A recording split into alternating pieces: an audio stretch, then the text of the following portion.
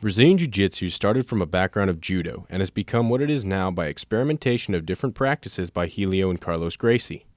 It has become one of the best martial arts for defending yourself because it takes your opponent's strengths and tries to use that against them. OSU's program started in 2009, and Coach Trevor Feemster took over teaching the class in the spring of 2013.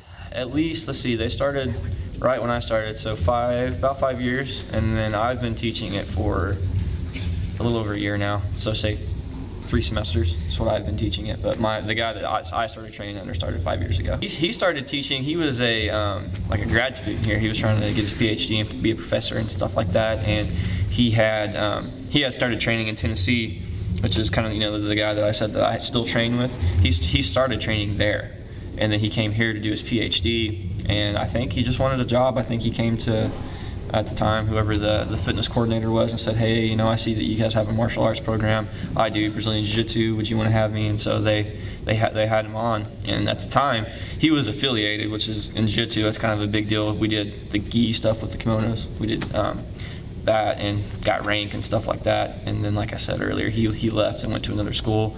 And I kind of followed him, but I kept the program going here. So I was training in both places. I was kind of like running around crazy. It was during the summer. I was going to Kansas doing an internship, driving home after I got off work on Friday, came straight here, taught the class here. Saturday morning, went there, helped teach and train there, and then came here Saturday evening and taught the class here. So I was like, it was a crazy, crazy summer. Throughout the year, the Jiu Jitsu Club has a variety of students who come for all sorts of reasons, but most end up not being able to stay the full semester. At the beginning of the year, it always starts out a lot, like 30, 35. Sometimes it's crazy, but right now I'd say I probably average between 10 and 15. And there's probably more like 20 people that come at least once a week, but then there's always somebody that has an exam or they've got homework they got to do or something like that. And I'm always real chill about it because it's college. They're not trained fighters. They're doing this for fun. So you can be in any kind of shape, any kind of experience. Not having any experience, it doesn't matter at all. Clothing is a little bit of an issue. You have to make sure that you're wearing just something that's not loose, no baggy t-shirts and sweatpants and crap like that. It's got to be some kind of shorts, and I prefer the rash guard, these Under Armour material type stuff, but they're kind of pricey, so I tell people they can wear a kind of tight fitting t-shirt as long as they can tuck it in, and stuff like that. No jewelry, obviously.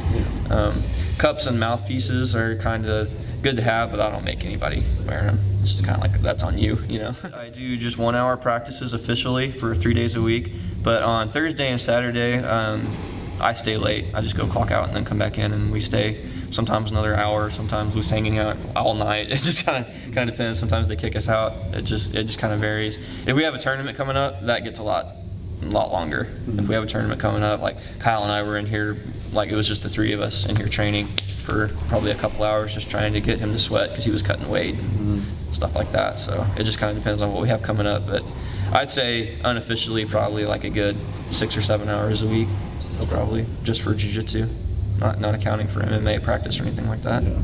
My first semester, I only had one guy compete, and he got second. It was his first tournament ever, and he competed. He was a beginner, and he competed in the intermediate division and got second place. Submission only, no point, no nothing. So I was stoked on that one. So I was like, we need some more guys. And then this semester, it blew up. We had 10, is that right, guys? 10 people go to this last tournament, brought home 9 medals.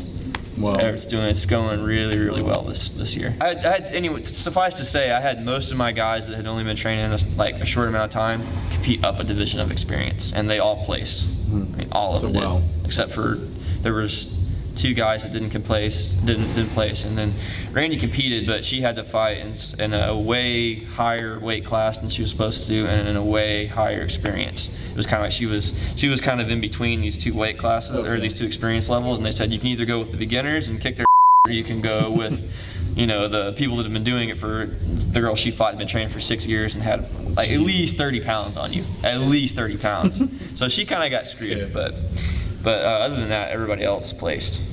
Coach Feemster would like his students to continue with jiu-jitsu as long as they can, and for those interested in learning the sport, the breakdown is fairly simple to explain. For someone who's never heard of Brazilian Jiu-Jitsu, I would say that it incorporates the throws of judo and the takedowns of wrestling, and then translates it into submissions on the ground that use leverage and control of your opponent.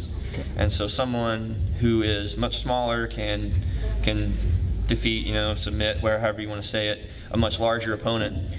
And more importantly, the founder, Elliot Gracie, was more, his philosophy was not necessarily that I'm going to beat you, but you're not going to beat me. Okay. If you're good at Brazilian, if you're sufficient in Brazilian Jiu-Jitsu, you're not going to get killed on the street. You're going to be able to either neutralize your opponent or you're going to be able to get away.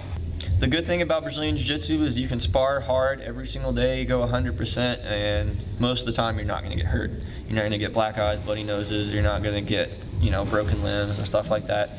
And one of the best lessons it teaches you is humility. You have to learn to accept defeat, and you have to learn to change. Because otherwise, obviously you're never going to improve. But if you don't tap out, at some point or another, something's going to break.